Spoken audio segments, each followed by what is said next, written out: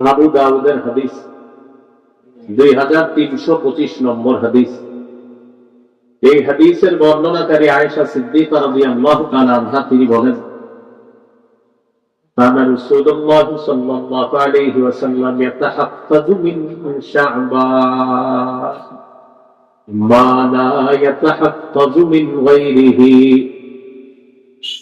রাসূলুল্লাহ সাল্লাল্লাহু আলাইহি ওয়াসাল্লাম অন্যান্য মাসের চাইতে শাবান মাসের হিসাব গুরুত্ব সহকারে রাখতেন।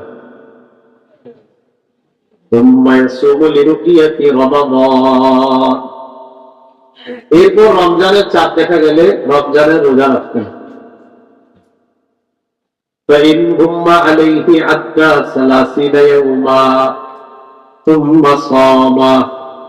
যদি আকাশ মেঘাচ্ছন্ন হতো তাহলে রাসূল সাল্লাল্লাহু আলাইহি ওয়াসাল্লাম 30 দিন হিসাব করে রাখতেন, এরপরে তিনি রোজা রাখতেন।